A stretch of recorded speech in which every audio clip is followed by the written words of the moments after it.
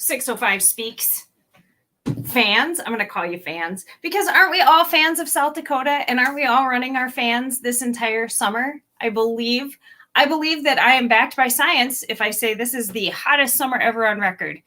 If I'm not backed by science, then I'm at least backed by my own opinion. As someone that doesn't have central air, I apologize if you can hear like the fans going in the background and the sheen of sweat, but it's hot in South Dakota. That being said, I am super excited to be up this morning and talking with someone who I know personally. Again, I know I want to expand my circle and interview people I don't know, but I also want a lot of you to get to know the people I do know because they are just a wealth of knowledge about our state and where they personally live. But sometimes I have friends that are wealth of knowledge about bigger, broader spans of our state. And my guest today is one of those people. We're going to talk about so many things. So get yourself a glass of water, get your lips out because your lips are going to get dry. Get out a pencil and a paper. There's things you're going to want to write down. It's going to be so much fun. This is also going to be called the episode with cats because my 3 cats are all in this room today. They are not the most helpful gaffers ever on a studio floor, but they're here. And my guest pets may make an audio visit into our interview today.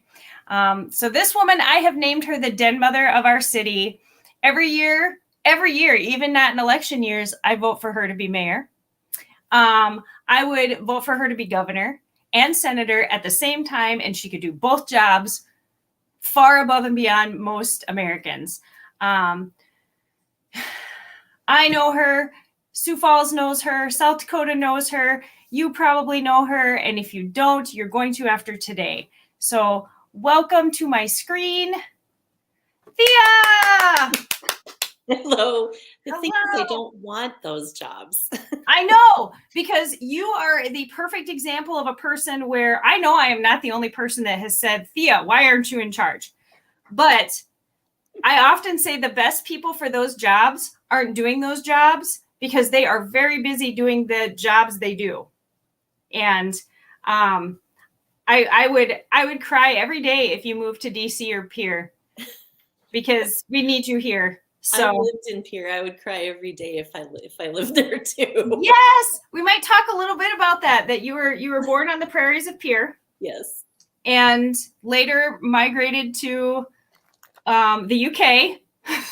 you threw your roller skates on and crossed the pond. And then you came back and oh look, there's already one of my cats. This is not for you, dear. One that just leapt up on the table too. So yes, they have opinions. And then you're obviously all the time I've known you, which has been about a decade now, since 2008. I can gauge some of my friendships, how long I knew people by when I joined Twitter. Me too. So let's give your elevator speech. Tell us who you are. The Thea elevator speech. Well, let's see. I was actually born in Sioux Falls. I grew up in Pierre and I left as soon as I could. And I went to college in Minnesota and then I did part of my college at Oxford.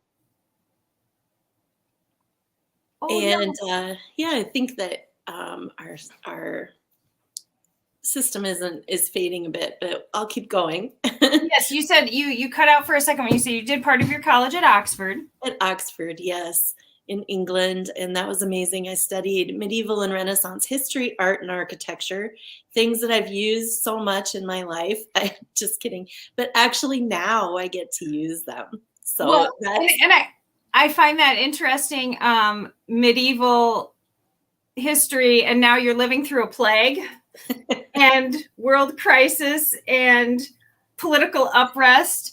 History repeats itself. Yes, all my friends that are history buffs are like, oh my God, I've seen this episode. Oh, wait. So. Exactly. So I lived, after I got back from England, my husband and I lived in Iowa for a while, and then we moved to Arkansas. We lived down there for 5 years, and then we decided it was time to come home because we had great feelings about South Dakota as a place where we wanted to be and we wanted to raise our child. So when we came back here, I have a daughter, and her name is Maddie. She's 27. Oops, 26. Sorry, Mad. And, I have 2 cats and a bird and a husband. And I just keep getting in trouble for a lot of little things, but it's all good trouble. Yes, you are very much good trouble. I like being part of your entourage. So I feel like I'm part of your entourage. Things tend to happen when Thea and I go to stuff. It's not because of us either. We're just sitting there going, oh my God, do you see what's happening? Now we have to do this too. Right. So if we ran the world, it would be so much easier, wouldn't it? It would be. It would be. Jenny's in charge of speaking to the masses. That would be your job. Probably. I've seen you wrangle crowds of up to 5,000 people. And, that's something I do not have a skill for. Yeah, in a town that had never had 5,000 people in it at once before that day. That was a good day. That's a story for some time. Right. That's a different area code. That was in a different area code, yes. Yes. We do most of our trouble here in but we do it without a budget and without a lot of planning. It's just good. Yeah. That's right. So I had you refresh my memory. I know I could ask you kind of about Minnehaha County because that covers the Sioux Falls proper, and you've been very involved in Sioux Falls things. But what I'd like to ask you about is I did ask you to refresh my memory in your professional experience in South Dakota. You've had a lot to do with learning about and representing and encouraging people to participate in tourism in all of Southeast South Dakota. Yes. So to you, what counties or towns or major attractions encompass Southeast South Dakota? Well, I would say that there's about 20 counties in Southeast South Dakota, and they would go all the way from the very southeast corner of the state up to, I would call maybe Brookings, over to maybe Chamberlain, and then south. So take out that very southeast chunk of the state, and we'll call that the 20 counties that make up Southeast South Dakota. So if you did the triangle of Yankton, Brookings, Chamberlain. Yeah. Would be... I think we could also include like Tyndall in there. Oh, yeah. Everybody that's in those areas, not just those 3, but if you drew a triangle on the map, the counties those 3 touch. Yeah, kind of in their definitely. zone. So that's a lot of big South Dakota things. That's the Falls of the Big Sioux River. Mm-hmm. That's the Mitchell Corn Palace. Yeah. When I think Yankton, I think Riverboat Days. Chamberlain, I just think the river and Dignity that beautiful area there. Brookings, the college and art festival.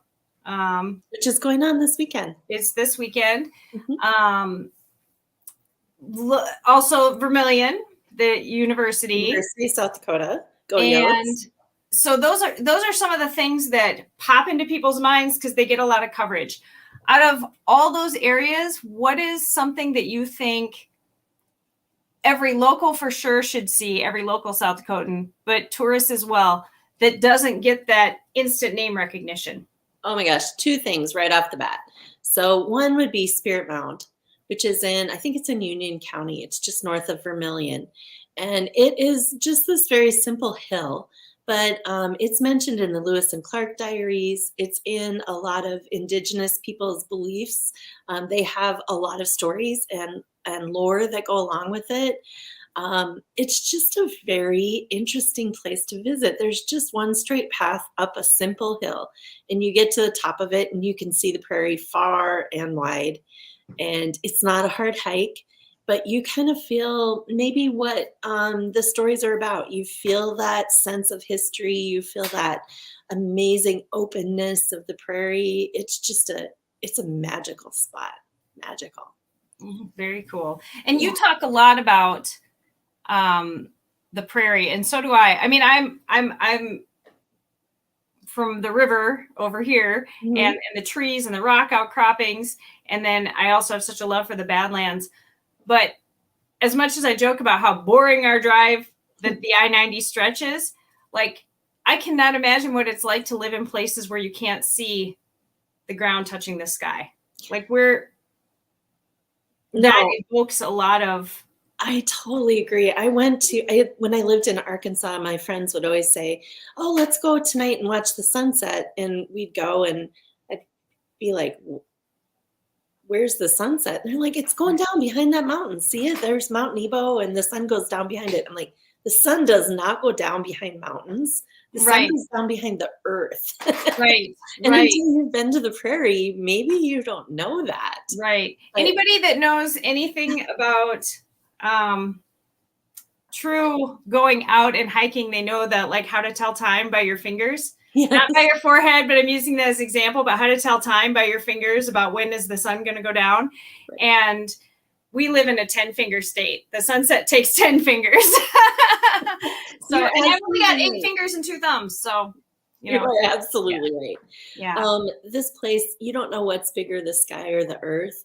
There's Right. some places you can stand and it almost feels like you can see the curve of the earth. Right. That's the kind of prairie I love. That's where I am from. That's what's in my heart. That's what keeps me here. It's about Yeah. the only thing that keeps me here these days. And that's the family. thing. When you live in a place where there is so much flat land, and more than anything, that convinces you the earth is not flat. Because you can see, you can't live in the flat prairie lands of South Dakota and believe that the earth is flat, because the journey continues. I mean, Right. it goes for miles and then it continues. So It's also a place where you can see the sun come up and the moon go down. I mean, it's just you feel so small here, but so big. It's beautiful. So you mentioned Spirit Mound in Union County, and what's your second that we should see? The second one is in Freeman, South Dakota. And Freeman is just a really small town, and they have started a Chislic festival. I was going to say, they're famous, Thea. That's not an unknown. Well, they're really famous for their Chislic festival, and they have lots of beautiful parks and stuff. But the one thing that everybody needs to go see in that town is their museum. They have an absolutely amazing museum. So many of the people that are from there fled Russian religious. They had Russian religious issues. They came to America. They found some places to live, and the Freeman area was one of the places. So there's a ton of German-Russian history down in that area, and the things that they brought with them from their old country, a lot of those are in the museum. It's also a Mennonite colony right around there, many Mennonite colonies, and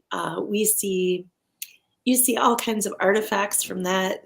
This museum is huge. It's one gigantic big room. I think they might have separated it a little bit now, but you just walk down aisles and it's like somebody's really clean garage.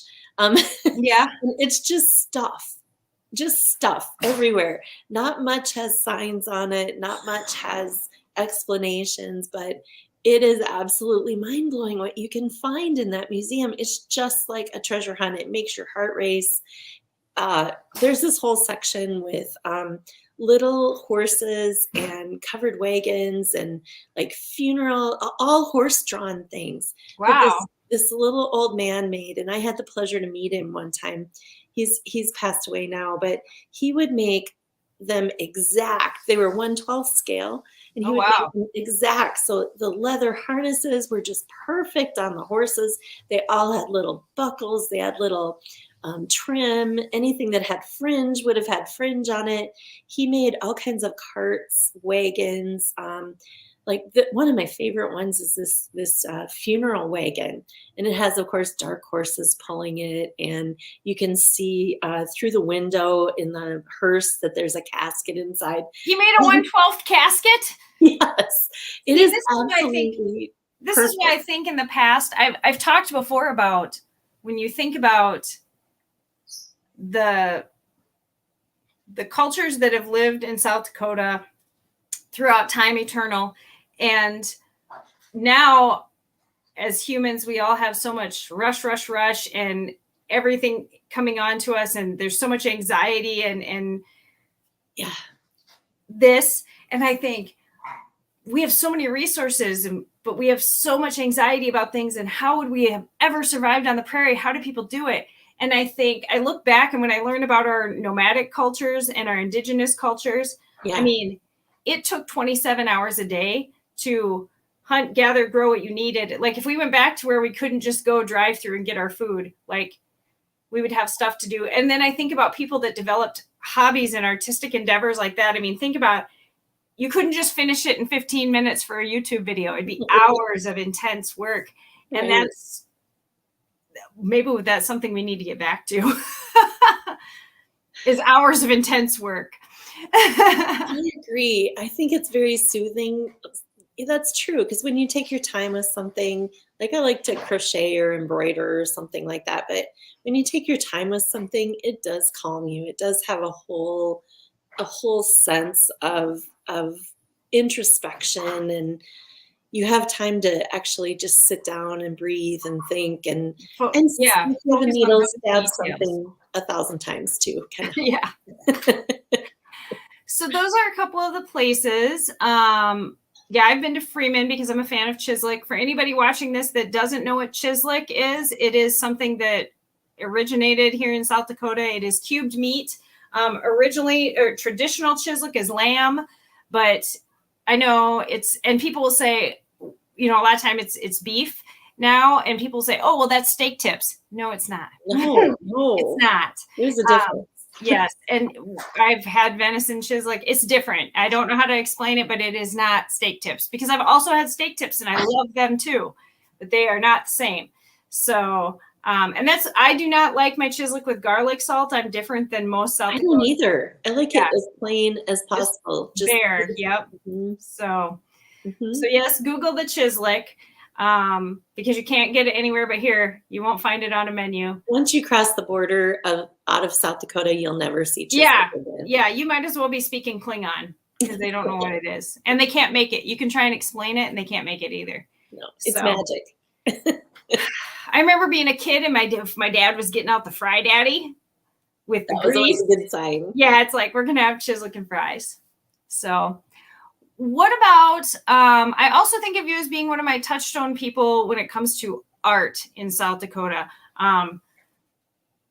Indigenous art, classical, like classic art, prairie art, current art, artists. Huge plug for one of our favorite local artists is Jay White and Post Pilgrim. Yes. I don't know if she's ever painted. I have had the ultimate honor of getting splashed with paint by her at a public performance of art, and it's like, I will never wash this, because she's amazing, so look her up. But what are some examples give me an example of Indigenous art, an example of art that we consider historical to the story of South Dakota, and then somebody right now today that you think everybody should know besides Jay White. Besides Jennifer White. Okay. Let's see. Historic. Two come to mind as significant to South Dakota. I would say Harvey Dunn, whose work sits mostly at the South Dakota Art Museum in Brookings, South Dakota. He painted paintings of the prairie like you have seen. This is a painting that will be familiar to you. It really captures, his work captures the spirit of the American pioneer as they came across the country. It's one of the ones that everybody has hanging over their living room couch in South Dakota is one called Prairie is My Garden. And it's a woman carrying some cut flowers and a big scissors, and there's some kids with her. And if you look closely, you can see a cat in the prairie grasses, and there's a sod house behind her. That's a pretty common one.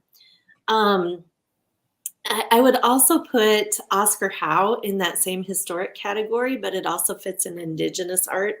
Oscar Howe changed art for the world. He really did. His art is indigenous, but it's not what you're used to seeing. He gave it a modern spin, a 1960s, what we call mid-century modern. There's probably a bunch of artists out there who are hating my words right now, but the words still life mosaic perfect. are how I tell people about Oscar Howe. Yeah, and his work has so much motion in it. You can see, like, it'll be a painting of a horse running and, you know, a woman riding it, or a person of Lakota or Dakota dancing, and you can feel that dance. It's amazing work. You must look him up if you don't know who Oscar Howe is. He taught at USD for many years, and his work will, like Harvey Dunn's, are both historic and art changing. Yeah. Yeah. Let's see. Other indigenous art. I would say South Dakota's Don Monalou is an incredible artist. He does some traditional native art that's on ledgers. So they used old ledgers and did paintings.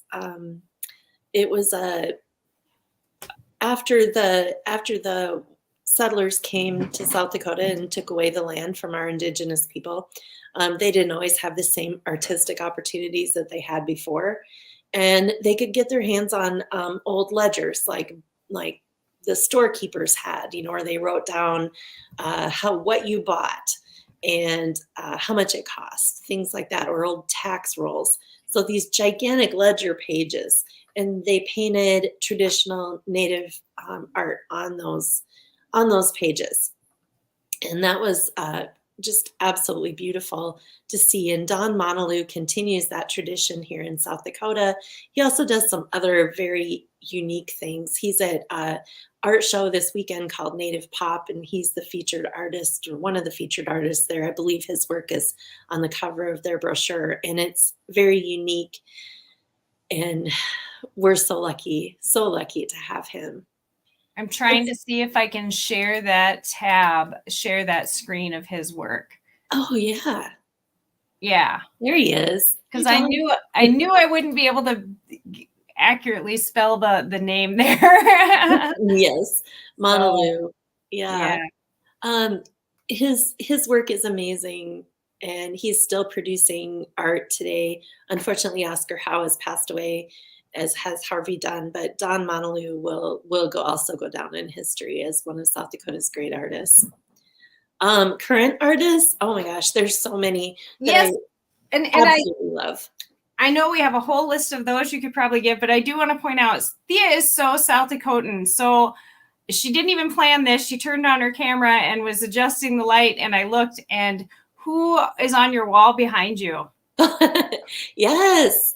Well, first I should tell you that my husband and I buy an original piece of art every year for our anniversary. We've been married for 31 years. So we have for sure 31 original pieces in our collection. However, 32 if you count Maddie. Right, she's original. Of course, we bought other pieces in the meantime too, but we fill our home with original art. We just adore it. So behind me, you can see, wrong hand. This is actually a really old example, but that's a Steve B lighting. It's called Steve Bormas, does this super creative, kind of upcycled. I don't know if I'd even call it that, because he does make things to add to the existing pieces. But this is an old truck, and he put a Turkish yogurt churn on the back of it. Oh, wow. And drilled holes in it. And Steve B is also known for how he lights things. And so this one has a blue light in it. It's had other colors of lights in it over the years as well. But right now we just are kind of into blue. So his work, look it up, Steve B Lighting on Facebook. This is a tiny piece compared to some of the stuff he's doing right now. Yes. Something else we'll talk about will be the sculpture walk in Sioux Falls, and he's been featured on that more than 1 year in a row. Yes. And yes. They're always a stopping focal point. What about the other painting behind you? Is that a South Dakota? That's a Sioux Falls guy, Steve Brummond. He sells his work down at the East Bank Gallery at 8th and Railroad Center. And he's known for his paintings are very textural. So if you got up close to those hay bales there, you would see that they're really thick. He uses just thick amounts of paint, and you can just, we say don't touch the art in our house, but Yeah.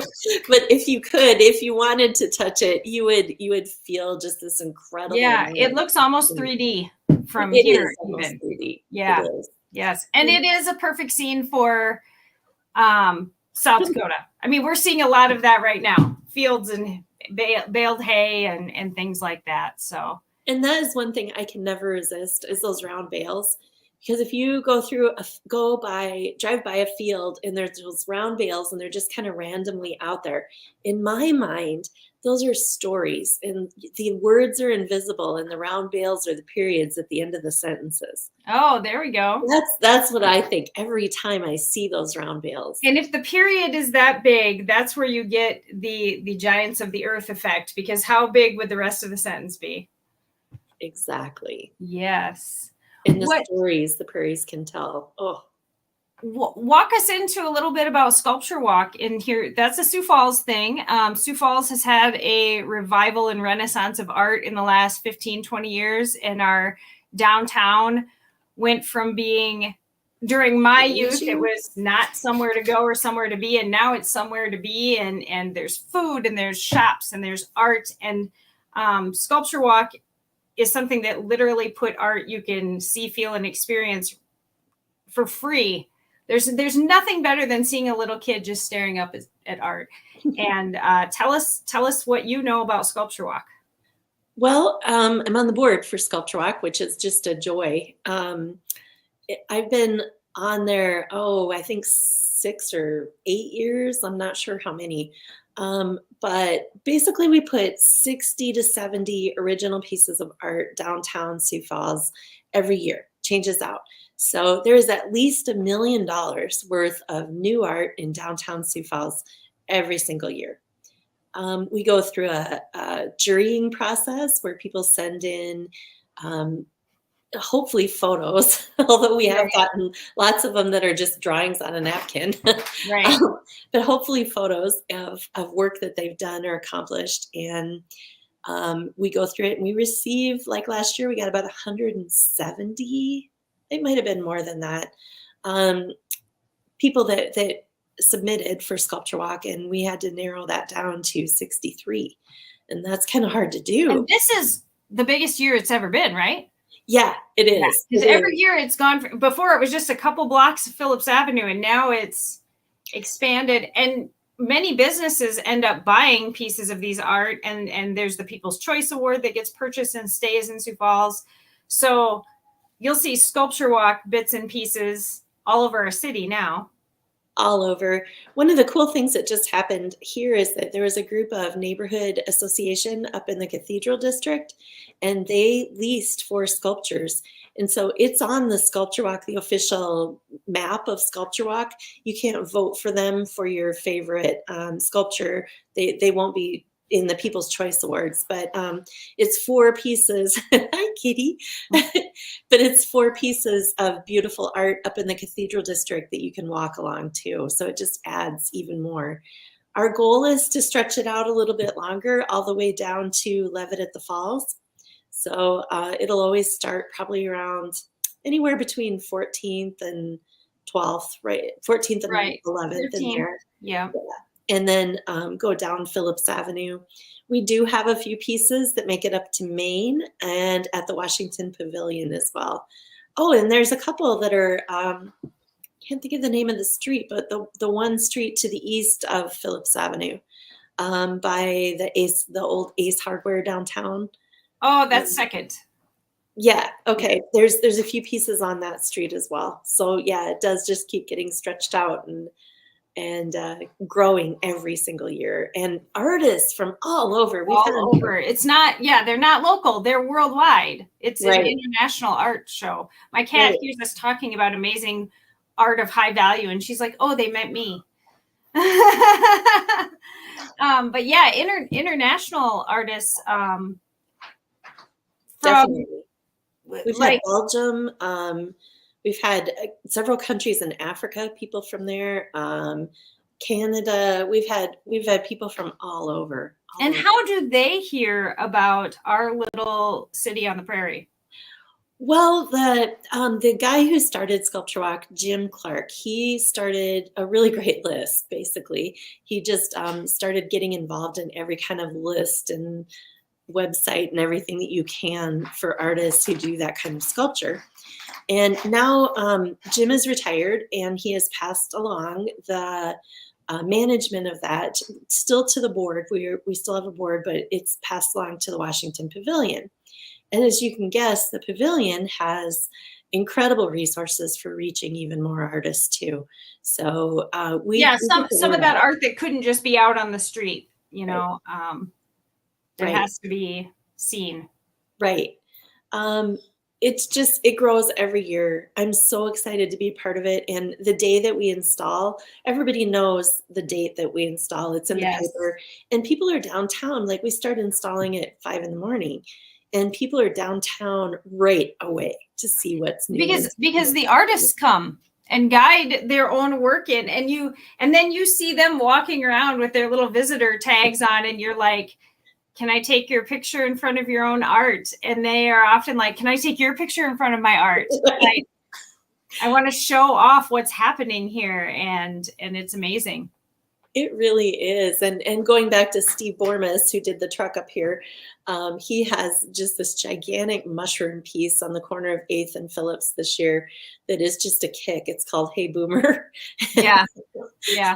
If you love whimsical, fun, it lights up at night art, you should go see that. But we've also got figural, we've got very abstract, we've got bronze, we've got stainless steel, we've got marble.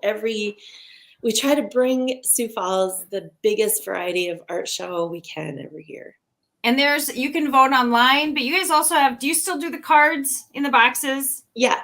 There's only 4 boxes downtown right now, but we're going to be adding some more. But if you see those boxes, open them up. They say Sculpture Walk on them, and it's pretty obvious what they are. And you pull out a map, and it'll show you where all the sculptures are that are in there. And you can write in the ballot, fill it out, and turn it in back in those boxes. Or now you can go online to Sculpture Walk Sioux Falls and vote for your favorite sculpture there too. And what happens? How is the people's choice that gets selected to be purchased by the city of Sioux Falls? Yes. And then it becomes a permanent piece of art. For example, I can't remember if it was last year or a couple years ago, there was this gigantic bear, and it was on the corner right smack downtown, like the busiest corner downtown. And it was made of like forks. Yes. And so it looked like it had hair. It was very, and until you walked up to it, you didn't realize what it was made of. And then it's like, oh. Right. So that one won People's Choice that year, and it is now placed out at Great Bear Ski Valley. So people who are skiing can see the Great Bear. The Great Bear. I know. And it would probably take a lot to go into how you guys decide. I know one of the things that when you decide where you're going to put it, you have to consider safety, because some of them have extended pieces or whatever, so you don't want them like going out into the traffic where you can bump your head or right. And I know like Steve's art sometimes needs to be close to an electric access because they're lit. But the thought that goes into a lot of the pieces and where they're placed, I will never forget. It was either the first or second year, there was a beautiful goldfish sculpture that was right in front of Sushi Masa. And I just loved it. I'm like, that they should buy that. And that was way back at the beginning. And then I know there's at least one piece this year. I was there on install day this year where they set it. And when I went by it, I'm like, the light through it, even the artist was talking about it. It has purple panels in it. Yes. And he's like, look, it really looks purple. I can never be sure that it will not look black because it's such a deep shade of violet. But the light, and I've seen that at multiple times of day, and where it was placed the light is always making it purple. And he was so happy that his work would be seen in true color.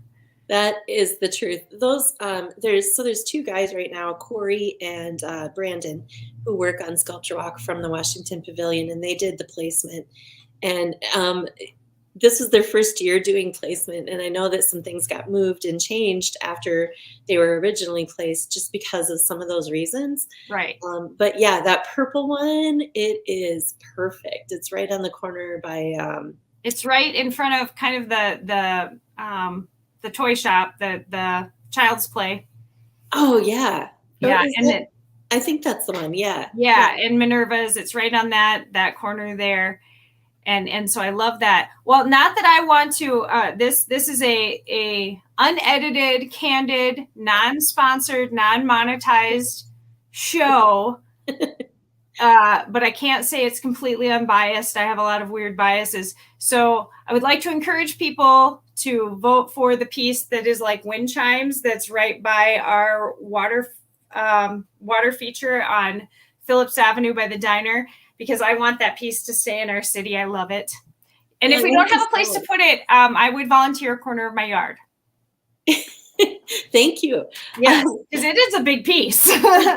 It's so funny because that piece in particular, people really have opinions about. So like you, I've heard you say how much you love it and the sound and what it does for you. But I also have friends that are like, why is that piece there? So I love how art evokes emotions. That piece has probably had more comments than. Who are these friends? I will talk to them. I will tell them what, to me, one, I think it's beautiful. But when it's golden and when the light reflects off it, it's like, that's the golden hour light. Everybody that does photography or art knows about golden hour. It's the golden hour light comes off that all the time. And it is not an obtrusive sound, but I'm like, that is the best part of the wind that we have all the time out here. It's like the golden hour light and the epic motion that we experience all the time. It is. Oh, there's your kitty. They're like, oh, they're still talking about art. Here we are. Exactly. Epic art. My cat was like, oh, high dollar art. And yours is like epic art. Here we are.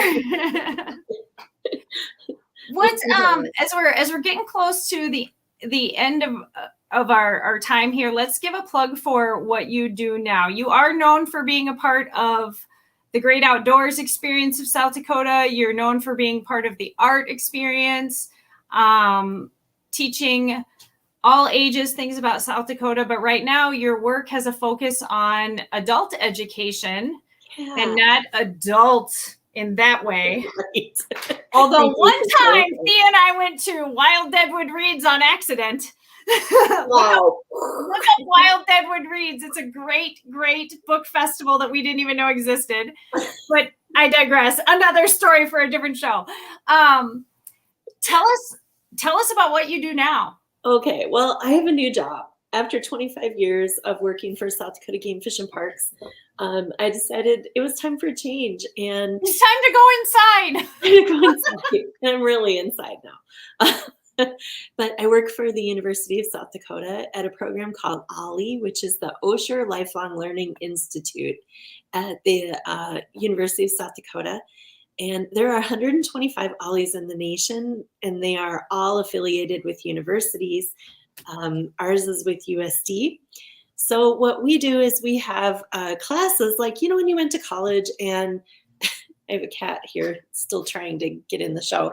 When you went to college and there were times when I look back on my college career and go, oh, I wish I would have paid a little more attention to that Inca and Aztec class, the history or an art class or something like that. It's the learning just for the love of it. Right. And I miss that. The electives that maybe you couldn't fit in because they really weren't part of your program, but they probably have the best speakers. Right. So OLLI doesn't have any tests. We don't have any grades. It's not a credit thing, but it is college courses. And it is aimed at people 50 plus. That doesn't mean you have to be 50 to take them. You can be any age, but we do teach them during the day and during the week. So a lot of people, are semi-retired or retired. Right. Right. So most of the people are So for retired. real, any age could take Ollie? Because since my involvement with Ollie, I've had people ask me that, and I've not really answered it that way. Well, we aim it at people 50 plus. Like, we're probably not going to have a class on how to start a daycare because most of our people are retired. But we are going to have a class on, Medicare, Medicaid, or how the history of maps of the Midwest, or like Charles Lindbergh was a pretty big class we had last semester. We do a lot of stuff on Indigenous topics. Right now, we have one coming up about some of the Native American boarding schools. So that'll be a pretty hot topic as well, an important topic. Very, So very. we cover all different areas. We do history, art, things that are very creative, things that expand your mind. This fall is banned books semester. Banned books, yes. So we'll be covering 3 banned books during the fall semester. We'll be doing 1984 and Mouse by Art Spiegelman, and As I Lay Dying by William Faulkner. And that is a partnership with Reach Literacy, right? Yep, Reach Literacy. And then most of the time, this is a special deal, and it's also a partnership with one of the brewing companies here in town because we're going to be meeting at a brewery, so that makes it a little more fun too. Oh wow! Oh wow! But most of the time, we do Lection with Jenny. That's me. That's you. And if you don't know about Lection, you need to hear about her Lection, and I'm sure she'll send some links and things like that. I'm glad that we are able to be post-pandemic and go back to, we're going to have Lection every second Sunday afternoon at Full Circle Book Club. Because obviously that was started pre-pandemic, and we did them in person at various, same thing, various breweries. We had one at Monk's Ale House. We did Full Circle. We did Boss's Comedy Club. I would reach out and find different venues to do it in. And then it was kind of like, there's no way to read out loud to a close group of people and be safe. And I'm very pandemic conscious. COVID tested today to do a Zoom call with you, and I'm COVID free. But yeah, but having done Lection with Ollie, I think we've done 3 semesters of it, and it's having met the people there. I met people that I would have never met because they weren't even all local to Sioux Falls, but they knew about Ollie. Mm-hmm. So, and it opened my mind to the whole point of Lection is bring the book of your choice. It's the book club every other book club wishes they were. Bring this book, and we're going to introduce each other and to these new genres and things. And our Ollie members love Lection. So we'll get back to Lection next spring in our spring semester, but we're just taking a little break this fall to do some special programming on banned books. Very timely, very important. And when I think about the people I've met through Ollie, some of them have moved into South Dakota or have been lifelong or left and came back, and talking about their life experiences and why they love Ollie and how they can all be so different. And then they're like, but I went to, there was a lot of talk about the courses you guys did either last semester or the one before with music with. Oh, Rob Joyce. Yeah. Rob Joyce's classes. And then being like, I never knew that about the Garfunkel one. Oh, that was Jill Blom. Yeah. Everybody talking about that. Like I heard people that I didn't know had anything to do with Ollie or Lection, or people that didn't know us. I heard people talking about that and saw chatter about that on the internet. And I'm just like, what is Thea up to up on the North End? Well, we are up there. That's for sure. Yeah. I'm really excited that we're getting a coffee shop up there and maybe a couple new restaurants. There's nothing up there right now. South Dakota, though, is one of the few places you guys can go across the road from where you work and eat, like pheasant is on their regular daily menu. Buffalo, yeah. Yeah, we're Buffalo is something that's on our regular menus. Yep. Let's talk a little bit about that, because you're a little bit of a foodie like I am. And of all the places you've been to in our state, it could be right here in Sioux Falls or it could be anywhere. What is the local eatery, restaurant, watering hole that the tourists don't know about that you're like, you gotta go there? Oh my gosh. That's almost impossible. I'm going to have to say the first thing that comes to mind is Sanaz. Oh, yes. Yeah. Because who would expect a restaurant like that in the heart of the Midwest? Yeah, it's Mediterranean, Eastern Mediterranean. She's super gluten-free conscious and vegan, and vegetarian offerings. She's super health-minded, but the food is just unbelievable. She's from Yes. Syria, and she is an amazing chef. She's been on TV, like Beat Bobby Flay, and I think she's doing some other television work now too. And she's got, I want to say, a handful of cookbooks of different, of the same genre, but different like focus points. Yes. And her food is art. It is art. Yeah. It is beautiful. My favorite day to go there is Saturday. She actually does a buffet. It's not a buffet like a typical Midwestern buffet. No. Not at all. You kind of go back in the kitchen or just off of the kitchen and pick through the warming pots. It's absolutely incredible. The food is so good.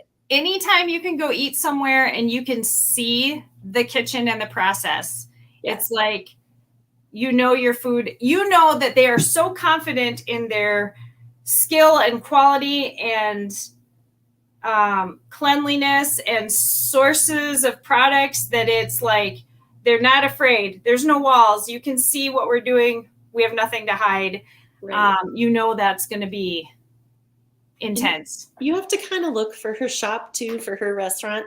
It's not super easy to find. I mean, more and more that area is getting more developed, but she was one of the first people to put up something in that area and really started a trend that downtown Sioux Falls is reaching across the river into the East Bank, and it's growing like crazy now. And now everybody wants to be there, but she was one of the first ones. And look her up. If you come to Sioux Falls, I promise you will get a fantastic meal there. Yes, and that's at 8th and Railroad in Sioux Falls, so on 8th Street. That was for anybody that paid attention to the Sioux Falls Pride Parade. It ended at 8th and Railroad. That's where we have the fantastic photos of me holding up my camera and literally seeing hundreds of people for miles. Wasn't that amazing? That was so... Because as the parade ended, everybody that came to it just got up and followed the parade in, and it was... Like, I couldn't even photograph them all. I wished I would have had a drone. And it was like, look, our whole city's here. And we're all going to Sanaz. It ended right at Sanaz. Right. Or Queen City Bakery. We're all going to get to... That was a very live local day. It was a great day. Yes. And I'm glad the wind in South Dakota that day did not get as bad as it did this week, because I would not have been able to stop construction barricades with the 70 to 100 mile an hour wind we had on Tuesday. Yeah. Yes. Sioux Falls is now famous for the green sky photos. They made the front page of a paper in India. Did they really? Yes. All the photos that people have been photoshopping on Reddit are just, they're making me laugh so hard. Like the big eyeballs and the Stay Puft Marshmallow Man. And yes. And I was driving home in that, and I did not really fully understand how, I just thought it was because I was out in the country as I was coming from Mitchell back to Sioux Falls, I did not understand what I was following into Sioux Falls, because I left Mitchell during the first down phase, thinking I'm going to follow it home, but not get caught in the next wave. And that did happen for me. But I'm passing semis down and crushed silos, and unfortunately a dead cow, and that had got picked up and flipped and thrown, and all this. And so you're lucky that my little Yolanda car wasn't actually coming through the green sky. You could have ended up in Minnesota. Oh my gosh. Yeah, that was a storm cell that expanded from Huron all the way to, it was active still in Huron when it hit Yankton. So it was all of your counties. More than. Yeah, that was a bizarre day. So it was. I've never seen anything like it. I hope we don't have to see it again. Well, and I do love, in true South Dakota fashion, we all went outside. I have to say, not me this time. I went downstairs. Here's a story on me. I have one of those beds that you can raise and lower your head or your feet. And I was just watching the weather, and I was messing around with my bed, and the electricity went out. And it stayed out for 2 days, and I had to sleep with my feet in the air for 2 days. The things you don't think about. Right? So I won't be doing that again. If there's a storm, I'm just laying flat. Well, and Thea knows, I like to end things with the wear a sweater. Thea knows my reasoning behind saying that. And that was definitely a wear a sweater day. I hope everybody had their sweaters, because I did, before I started my drive home. And I am, like I said, a lifelong South Dakotan who for many, many years traveled for my job, and I've driven through every kind of weather. And I do not travel frivolously. I will say, as much as I'm joking, I was in the downtime of the storm, and I would have pulled over and camped in Canastota if something had been coming. I was not being foolish. There were people out there being foolish. But the first thing I did when I got in the car, even though I knew what I was doing was going to be okay, was I text my little, I have a very tiny family. I text them that I love them, because that's the thing in our digital age. Whatever your last status update was, whatever your last message was, yeah, that's whatever your last electronic missive was, will become your forever last words. And it's not like it used to be, where you just had to take somebody's word for it, what your last words were, or it's where somebody digs out an old letter out of a trunk and they're like, yes, we got our last letter from Jane, and then she perished on the prairie 3 weeks later, or whatever. And so, yeah, I did make sure that I sent a message home. That's what we have to do. Yeah. Or what we're able to do. I don't think we should do it just because. I mean, they get those weird messages from me all the time, but we should do it just because we can. You know, storm or not, it's more important every day. Yeah. The world is crazy right now. And right. I just want to tell people to be safe and that we care about them. And yes, you have a tagline. How did you used to end your meetings? Oh, I said, let's be careful out there. Yeah, be careful out there. Yeah. You never know what you're going to find in a public park. That'll be a story for another day. I know. Our whole thing will be Thea and Jenny telling stories after dark. None of them are even that racy, but there's just this so I was getting ready to ram the gate at the airport. That's a Thea story. That's not a Jenny story. I've never been to an airport. Okay. So the Jenny story will be, I'm driving down the road and this clown runs across the road between a cornfield. Yes, in the night. In the middle of nowhere. I did not go back to check on that. Oh my God. We have a lot of stories to tell. Let's tell them. Somebody's got to know our stories. This is it, Jenny. This is our moment. This is our epilogue. That's right. All right. I've come up with a new thing for my wrapping up. This is our for real wrap up for my 605 Speaks. Pick a card, Thea. Ooh, do I say it out loud? Yeah. Okay. I'll do that. I think it's 6 of spades. Okay.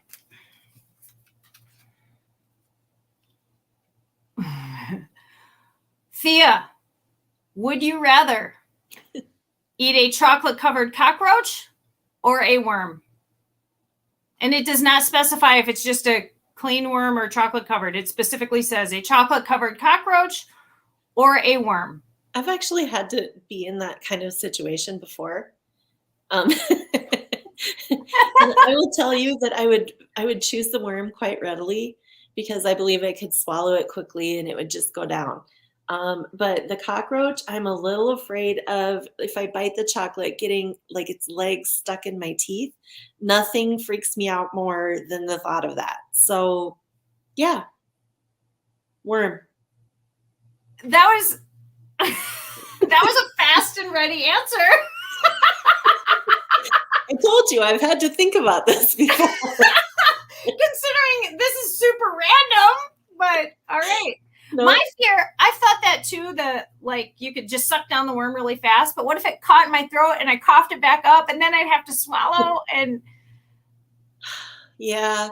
But as a kid, I loved the book, How to Eat Fried Worms. Yeah. So it's possible. all right. Well, thank you, Thea, for just chatting with me about fun stuff in South Dakota. Not a specific county, but it's 605 Speaks. You really do embody what's there go my cats. You really do embody what South Dakota is, though. It is good people having good times, doing good things. And that is why you are the den mother for sure of our city, but possibly our state. Well, thank you. I appreciate that. But let's just keep doing all we can to make our state a great place, because we need some help. Because we live here. We live here. Yes. It's whenever anybody says, oh, I'm tired of the wind, I'm tired of the cold, I'm tired of the politics, I'm ready to leave. And I say, no, don't run. Don't run. Stay. Make it even better than it was before. Make it better. Vote. Do whatever it takes. Right. Yes. All right. Thank you, Thea. Bye. See ya.